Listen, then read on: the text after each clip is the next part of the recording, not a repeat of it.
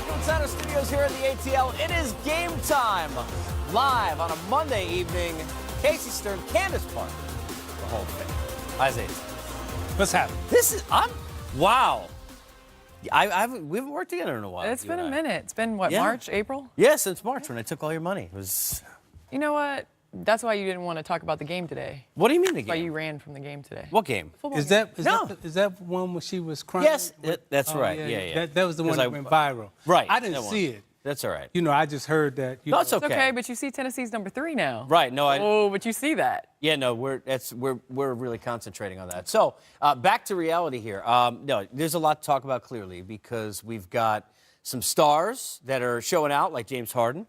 We've got some situations, like in Minnesota, where I feel like we get Dr. Phil on set. He can join us. We can try and kind of figure out what the heck is going on with all of that. This season's been weird, right? Like when you sit there and you look at the Western Conference, for example, we sit there and we look at it. We're going to show the power rankings from John Schumann, who definitely had more fun on New Year's than I had, based on the way his power rankings are. But I think it shows you just how topsy-turvy it is. So let me start with a doozy. If I told you Golden State's in the conference final, and you had to pick one Western Conference team you think that's their toughest test as far as you see right now, you would pick who in the West? Oklahoma City Thunder. Okay, why? I think the way that Paul George is playing right now and the way that Russell is allowing him to play. You know, I think that Russell needs that Robin, and he needs to play. I mean, Russell, we know eventually he's going to hit shots. I don't know whether he's injured or not. But how talented that team is on the defensive end, as well as adding Paul George to an already unstoppable Russell Westbrook, their ability to switch everything across the board, I think they give Golden State problems. And they play defense, and their supporting cast members all play defense. When you think about what Grant's done, Zeke, and you think of Adams, my question is, when you look at Oklahoma City, do they need another shooter? Right? One shooter?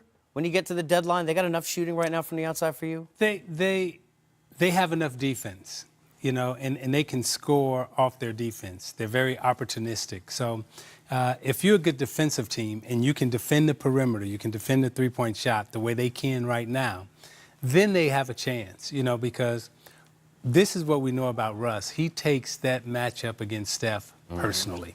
So offensively, I think he'll be able to score. I think George will be able to score defensively, and I think they can shut people down.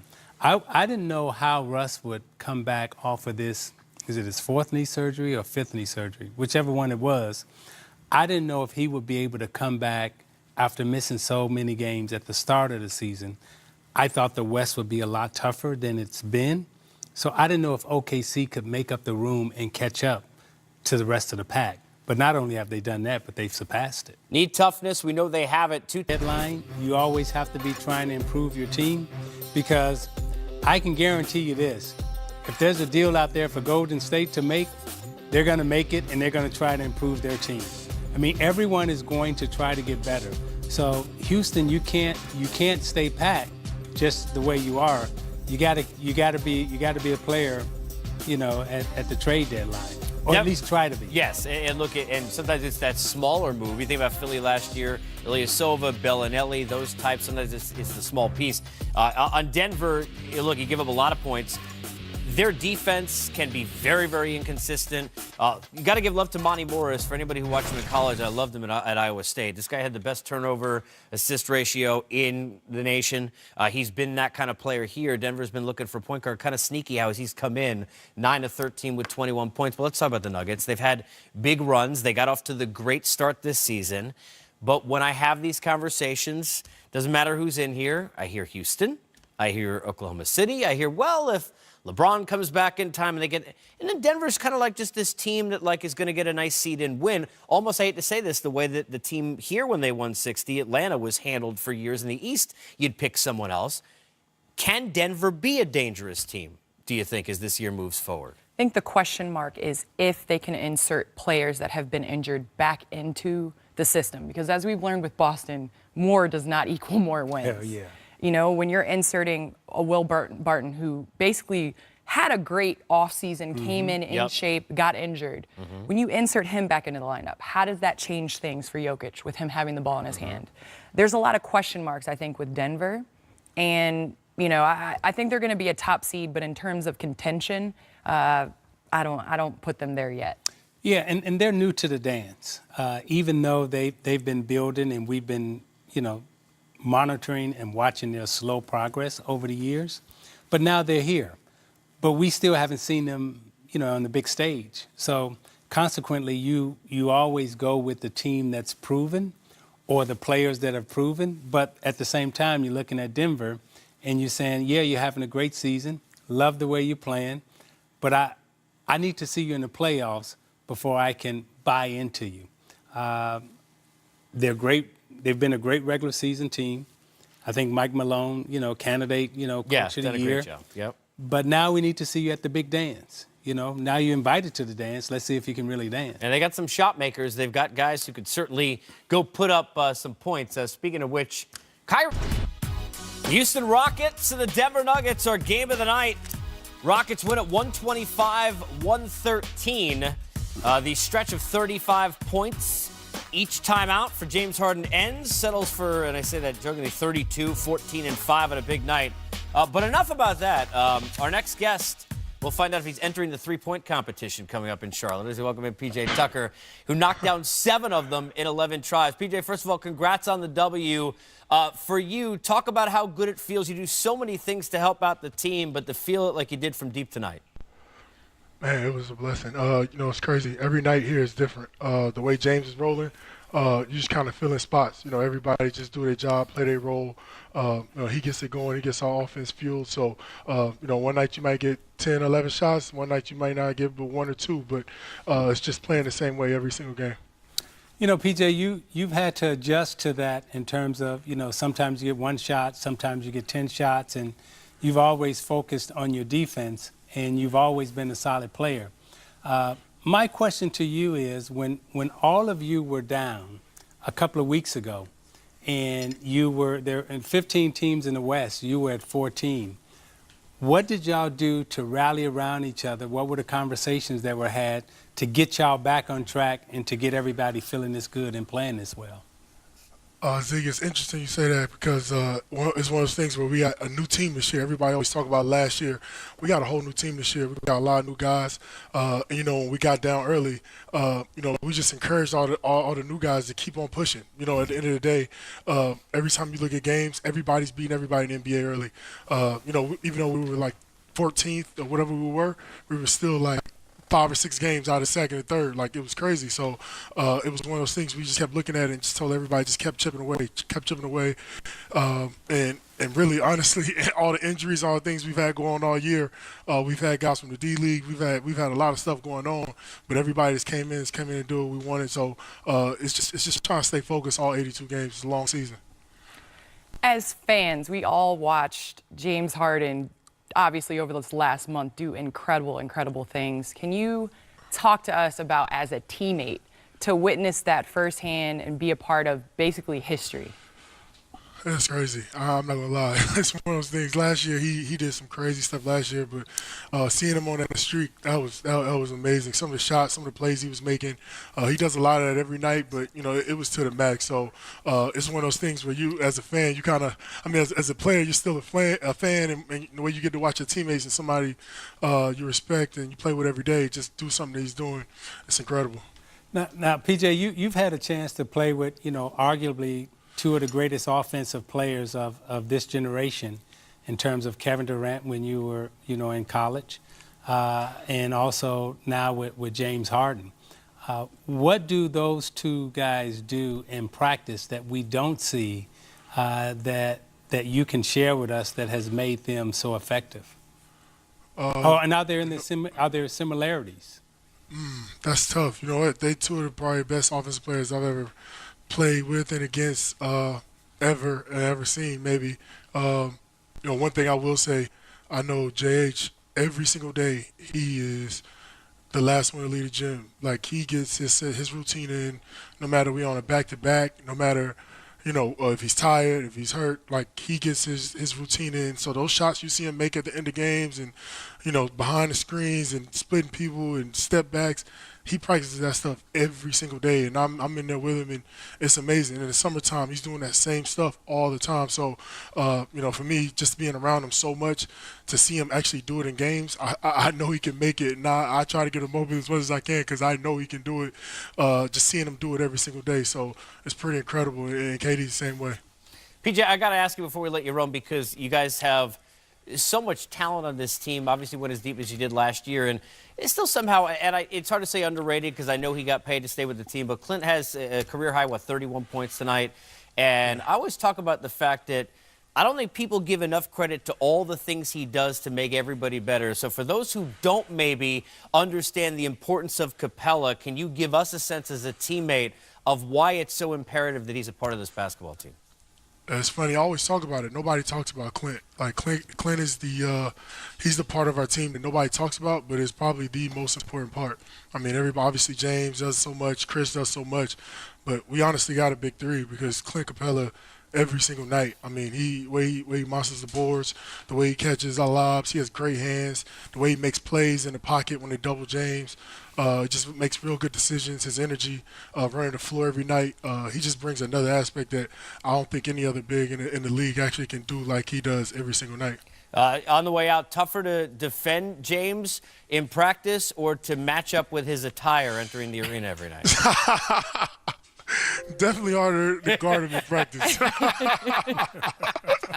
PJ, appreciate it, man. Thanks, bro. Hey, I want them shoes, man. I'm for real, Hey, man. Zeke, I'm going to keep them shoes for you. Zeke, they're yours. I'll be there to My do man. a game. I'm going to ask you for them. They're going to be in my locker. I'm going to be my 12-year-old self again. Hey, PJ, can I get them shoes? Done deal. All right, PJ, be good, man. That's PJ Thanks, Tucker. bro. Thanks, guys. This team has the one thing you got to be fair with. They're resilient. Say what you want about whether or not you dribble too much, or you like the way everybody's got their own comments, Zeke, about how the Rockets are. They dealt with a lot of injuries. A lot of people saying no. They had the whole Melo situation, which it seemed like kind of a train wreck, just didn't work. They've shown a lot of resilience, right? I know James has played great, but you look at it, really everybody's stepped up now for this team.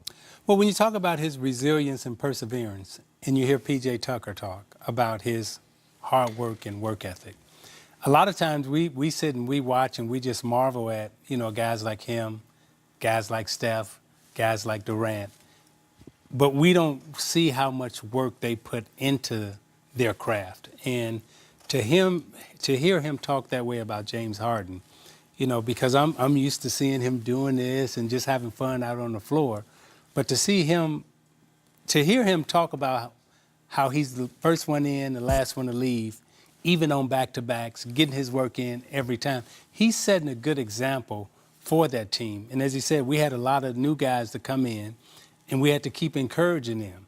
Now, if your best player isn't showing up for practice and working and setting that example in terms of a work ethic, those new guys, when you down on the bottom, they're going to have a hard time getting back up. So you have to give Harden a lot of credit for just showing up the way he practices and the way he goes about doing his business. Now, you guys know this as stars. I mean, it's funny because I think about the handles, right? There's a lot of work in the gym you don't see, the amount of shots that are put up and all those sorts of things. And I think because of some of the brash nature of James, right? I mean, people kind of think it's all show. You don't just wake up and be able to play like that, clearly. So sometimes we shouldn't, but we need to almost hear it from a teammate, which is why it's a good question. So the people who look at it they think, okay, well, he gets fouls he shouldn't get. Well, that's great, but what about all the other things he did? The shot against Golden State, that didn't happen by accident. You practice those sorts of things for that moment, right? Well, I look at it like a perfect storm. I mean, he has the natural abilities, right, but then to put in the time and the effort and the energy to be the first one in the gym. And we were talking in break, it's practice. Yep. It's practice where you gain your teammates' respects. And that's what he's done. I mean, you hear the way PJ talks about him. In practice, having to defend him. In practice, walking in and seeing him get up those shots. I mean, that's commendable, and I think he's definitely put this team on his back because nobody expected. Seen him doing it in the summer, he said. Yeah. Hey, look, if you can't show loyalty with hard work, you can always show it by putting your team's logo or something like it in your hair for Take Us, right? Yeah, and the thing about not being normal. And I can speak, with Candace and we're talking about Luka here. You don't realize, like, you're not normal. You thinking in your mind, like, oh, man, they trusted me with the ball at the end of the game. And believe it or not, you sitting over there like, oh, man, I hope I don't miss. Because you're 19. Because you're 19, yeah. And you don't want, and then you're playing with older guys, and when you're in the locker room with older men or older women, and you're like the youngest, they can beat you up. Right. So if you mess up, like when I threw the ball away in Boston, right? I remember all the guys walking by me, and you would think they'd be like, oh, yeah, that's all right. They walked by me and was like, I mean, didn't nobody speak to me? Yeah. I mean, so having that pressure at a young age and being able to handle it and deal with it and then come through, that is truly big time. They did not expect, obviously, to play as well, I don't think, as we're seeing them play this year. Talk about the Western Conference. But Dennis Smith Jr., I think, has to be discussed because it looks like, Candace, he's getting more comfortable. But I understand, human element, people don't want to talk about because athletes, they think this is, to me, this human element. You're the man. You get drafted, you come in. Even if the team stinks, you're the future. Here comes Luka Doncic. He's better than you. Yeah. He's better than you in year one than you are in year two. You know that. Your family members know it, even if they don't admit it. That's not an easy thing to handle. It seems like he's more comfortable on the floor now than maybe he was a month ago, but do you see those two guys being able to play together as this team moves forward? Well, everybody that had him on the trading block, I mean, Dallas hasn't admitted it, but whether they're fielding calls or not for him, are you going to get better by trading him? Mm-hmm. And that's the biggest question. If you're trading him for a draft pick, is the draft pick coming in going to do better than what he's doing? And honestly, fit better. Exactly, and he's increased his three-point production. Mm-hmm. I mean, he's shooting, nearly 37% from the three-point line.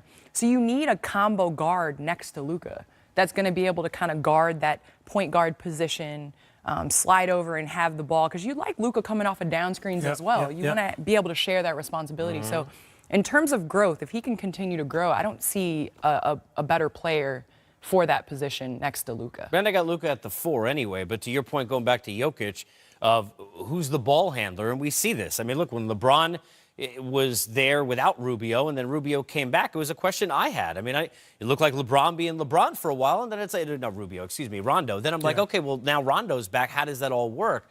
When you look at the two, and you look at Dennis Smith, very talented player, do they fit if you're sitting there as somebody who's built organizations looking at these two moving forward? Talent-wise, they fit. Yeah. Skill-wise, they fit. We don't know the personality yeah. that they each have in the locker room in terms of being teammates. Mm-hmm. And, one is going to have to sacrifice for the other to shine at different parts of the game, different parts of the season. And I can only go back to my experience, and most people probably think I'm going to say Joe Dumars, but I'm not. I'm going to say Vinnie Johnson. Because Vinnie Johnson, in practice every single day was the best guard. He was killing me, he was killing Joe. But for the team to be at its best, Vinnie Johnson took a role coming off the bench as a sixth man, and he played his 12 to 24 minutes some nights. Very rarely did he get the 36 to 38 minutes. But as a person, as a human being, as a teammate, he took his role, excelled in it, and that's why we were able to become so good as a backcourt, Joe and I, because of Vinnie Johnson.